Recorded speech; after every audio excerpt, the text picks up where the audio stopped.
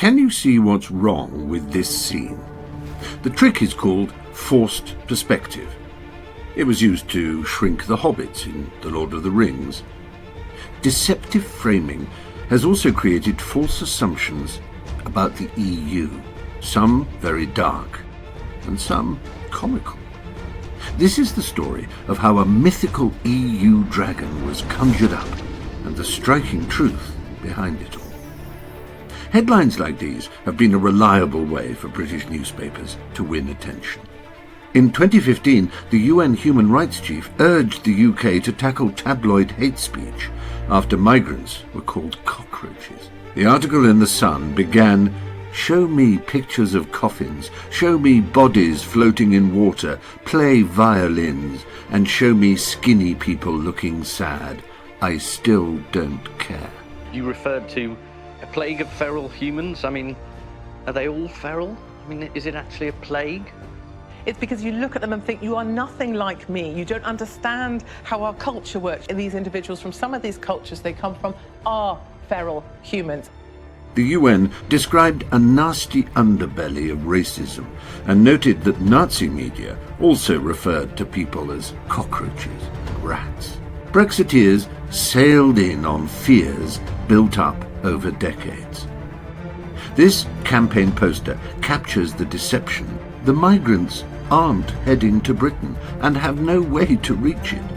The lone white face has been covered by the campaign slogan. When challenged, Nigel Farage felt no pressure to apologise. Your poster has been taken by many people as deeply offensive, upsetting, racist, anti-Muslim. Would you like to apologise to them tonight?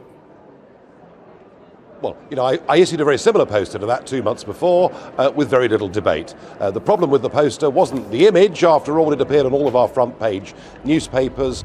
A leaflet played on the same fears with more subtle deception. It claims these countries are set to join the EU.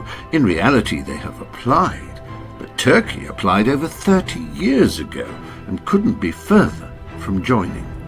Syria and Iraq have not applied. They are shown for the fear factor. A second leaflet is less subtle. Turkey and Iraq are almost the same colour. The arrow, part of the visual language of invasion, includes all the colours of the region. Let's move the camera for a clearer view. This is what the NHS spends by age group.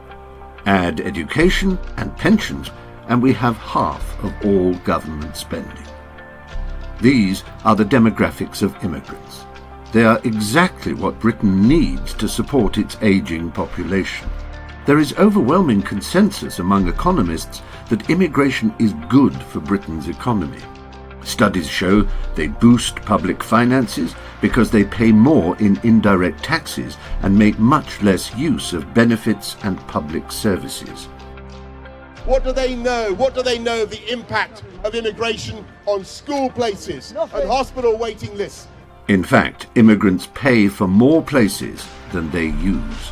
European migrants made a positive net contribution of £20 billion to UK public finances between 2000 and 2011. That's enough to pay for an extra 80 million GP visits per year. Immigrants also reduce waiting lists by easing the NHS's recruitment crisis. This year, the NHS has 3,000 fewer EEA nurses and 4,000 doctors are considering leaving the UK. Here's the second graph. It shows that most Leave voters live in areas with very few immigrants. 9 of the 10 districts with the highest Leave vote had low immigration.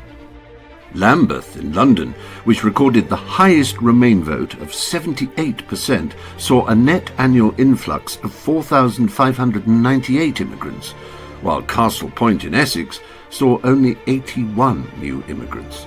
But 72% of people there voted Leave. At first, this might seem surprising, but it's a well-established trend that when we meet immigrants, we lose our fear of them. The illusion is broken. The UK media is the least trusted in Europe by some margin. Perhaps even more readers need to recognise the deception before things improve. The Leave campaign also drove fear of losing democratic control. We cannot hope to govern an independent nation. We cannot hope to have an independent democracy in this country as long as we are members of the EU. Since 1999, the UK has voted in favour of EU laws 95% of the time and against only 2%. In search of an example of losing control to the EU, Boris suggested that the EU banned odd-shaped bananas, a myth debunked over 20 years ago. You cannot sell bananas with abnormal curvature of the fingers. Other comical myths hardly need debunking. In his resignation letter, Boris pointed to a more serious example. He said, "If a country cannot pass a law to save the lives of female cyclists when that proposal is supported at every level of UK government, then I don't see how that country can truly be called independent." The laws he refers to were in fact put forward by the EU and passed despite some resistance among the UK government. Other EU achievements include taking sewage off bathing beaches, cheaper phone calls, fighting tax evasion by global companies, banning spam emails, and major breakthroughs in science and medicine through collaborative projects. But for Boris, the EU was like an alien force taking over Britain. Let's fight against the great complacent, glutinous armies of the establishment. We can win. We can win on June the 23rd. Campaign between now and June the 23rd. Take back control of our country. Vote Leave. And let's make sure that June the 24th is Independence Day. The framing of Boris and his colleague Jacob Rees-Mogg as fighting the establishment was also very forced. Jacob's father was the editor of The Times. In his own words, he was effectively born into the establishment. He is for fox hunting, against abortion under any circumstances, and personally delivered a Daily Express petition against foreign aid. But the message resonated with people who had suffered years of income stagnation while the rich had grown richer. The Leave campaign blamed this on immigration, but studies show immigration does not deflate wages, and the real causes are well established. The 2008 financial crisis and government policies criticised by the UN as failing to promote social mobility. People without degrees, perhaps feeling trapped at the wrong end of income inequality, were far more likely to vote Leave. Central London is the EU's richest region, and yet 30% of UK children live in poverty. 100,000 more have fallen below the poverty line in 12 months. Boris and co. seem unlikely candidates to deviate from this path.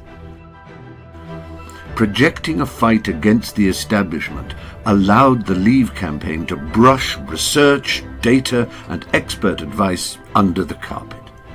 What economics body is there that they should believe? All the ones that are part of the sort of institutional infrastructure of big government, be suspicious of. I think the people in this country have had enough of experts with organisations from acronyms. The people of this country have had enough of experts. From organisations with.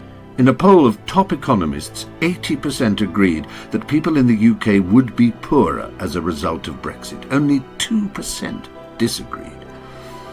Here's why there's such a consensus. Putting up trade barriers is bad for your economy. The withdrawal from the EU is a form of putting up trade barriers. Full stop. You are ruining your competitiveness specifically with your largest trading partner. It is a fact of life. It's one of the few things in economics we can talk about as a fact of life. The gravity applies. The UK trades more with Ireland than with China. Yet Jacob Rees-Mogg says a no-deal Brexit would boost the economy by £1.1 trillion. Trump has, of course, employed a similar trick, branding the whole mainstream media as fake and projecting his own alternative facts. Perhaps the Leave campaign's greatest trick, after dishonestly sowing and stoking so much groundless fear themselves, was to steal from that cheap Trump playbook and accuse Remainers of being guilty of their crimes. Just as Trump, the master creator of false facts, shouts fake news at whatever goes against his agenda, so the Brexiteers, the arch-instigators of electoral fear themselves, routinely labelled all the warnings from experts Project Fear. Expert warnings which have come starkly true throughout this shambles of a negotiation period.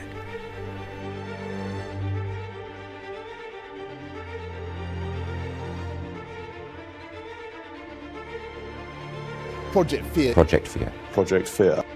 The truth is beginning to outshine the mythical dragon of the EU. Polls show that most people would now rather remain in Europe, and there is increasing support for a vote on the final deal, something Jacob Rees-Mogg once supported. And you could have two referendums, and as it happens, it may be more sense to have the second referendum after the renegotiation is completed. Should the will of the people change when they have clearly put their deal before them, would he respect that will of the people? If in 30 years' time the UK wants to rejoin, that would be a matter for the electorate then. But this result must be respected and it must be implemented. Perhaps in a final vote, facts would start to overcome fears. Wouldn't that be a win for informed democracy?